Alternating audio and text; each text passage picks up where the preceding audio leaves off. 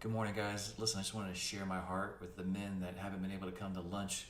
I know some of you guys want to come, but you're just busy with work, and it's tough. I understand. But we are about to dive into a very important topic. The topic is creation versus evolution. Now, this is a topic that I just love to talk about. It's just a lot of fun. I don't need this topic. I mean, I know the Father. So do you guys. We know the Father. And because we know the Father, we don't really need the science. But I gotta tell you, when you study the science, it all points to creation, which is really boosts your faith. It's exciting. And I want to share a little bit about my history. I grew up believing the earth was old. I was an old earth guy. I was taught that from my childhood. My pastor used to teach it out in Melrose, that the earth was old. Many different theories too that I want to get into right now. But I was dogmatic about this old earth idea. I used to think that if you were a young earth guy, you didn't know science. I really felt like if you were a young earth guy, you were damaging our faith, because you're making our faith look foolish. I used to put young earth and flat earth in the same camp. Those were old thinkings that science has both proven, false. I used to put young earth and flat earth in the old thinking category. I used to think that science proved the earth was a globe. Science proved that the earth is old. But anyway, so I don't want to get into the flat earth debate, but I do want to talk about young earth. So whenever I started coming to the Rock a few years ago, 20 years ago, a friend of mine, he encouraged me to consider the young earth ideas. Now, I was shocked that this man even was a young earth person. I was so dogmatic about my old earth ideas. I mean, I was dogmatic about it. I used to get angry about it. If you were a young earth guy, it made me mad. But this man in our house, this guy I highly respect, he encouraged me to research the young earth ideas. Well, I didn't at that moment, but a few years later, I bumped into another man whom I greatly admired, super sharp guy, and he was a businessman. I love this man. I won't say his name, but he also encouraged me to research the young earth ideas. And I was shocked that this guy also was a young earth guy. I mean, super intelligent man, young earth, I'm like, really? But he gave me a resource, and I want to show you what that resource is now. Basically, it's Dr. Hovind, Kent Hovind's material, and I'm going to go into this a little bit. But he gave me this material, and he recommended that I look into it. So out of respect for him, out of respect for the first man, I decided, okay, I'll research this young earth idea. And I kind of saw it more as a conspiracy theory than true science. But after digging into this material, and there's like 18 hours worth of material here, after digging into all this material, it was like unpeeling an onion. If you want to get down to the core of the onion, you got to do layer by layer by layer. That's what this is about. This layer of teachings that kind of like opened my eyes to there's a lot more science out there than what we've been told.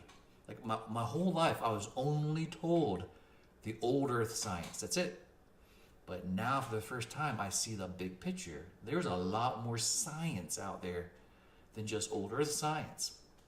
It really rocked my world, because I was an old earth guy, and I was dogmatic about it. But now, I was shaking, because like, maybe the earth is young.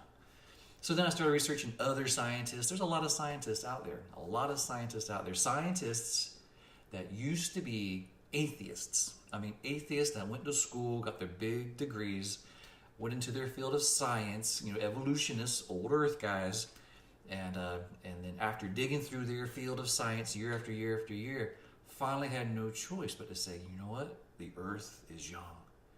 And they would deny it for years, researching to try to prove that the earth is old, but finally was like, the earth is young. And because they believed the earth was young finally, they had no choice but to turn to the Creator.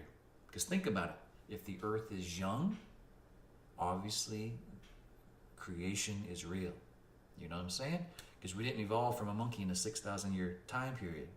If you can prove to someone the earth is young through science, You just proved to them that there is a creator.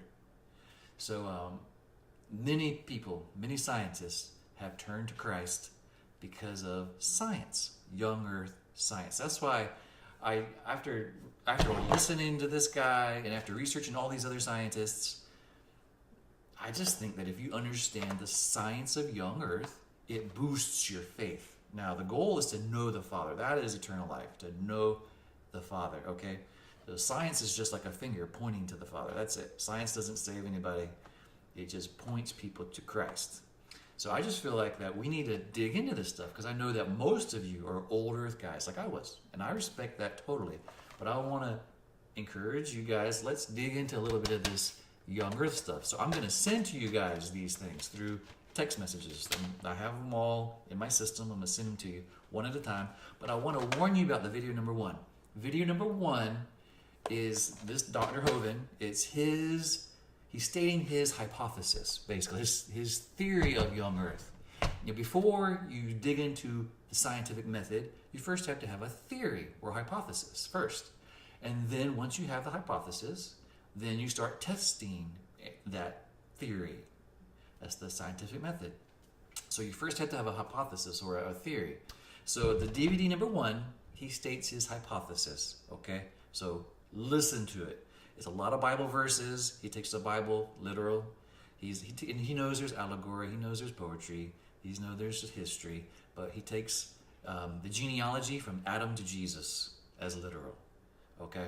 So he states his hypothesis in video number one. Lots of Bible verses, okay? I know when you listen to the first DVD, you're going to do what I did. Well, this guy's just quoting the Bible over and over and over again. Well, that's just DVD number one, okay? The science of it is 2, 3, 4, 5. But anyway, cool stuff. But you got to get through DVD number one first to understand his heart, and then let him build, okay? So I'm going to send you this. I'm going to send you this soon. Anyway, listen to it, and let's get together and talk about it. But still, if you're old earth, young earth, doesn't really matter. God created us. We are fearfully and wonderfully made. But I got to tell you, I truly believe that if you can convince someone, your neighbor, your child, whoever, that the earth is young through science, that it boosts their faith. I just think it's cool. Once I switched, it just opened my eyes, and I'm like, this is what we need. It's what we need to teach your kids. But nevertheless, I want to teach our kids both sides. I really do. I'm a young earth guy now, but even after listening to all this material, if some of you want to teach the old earth ideas, let's do it. Let's do this together. All right, one more thing, guys. I want to share with you a testimony. See, this gentleman right here, Dr. Hovind, he not only teaches young earth science, he also went, when he was younger, went into the universities and debated professors, over 100 of them, over the years.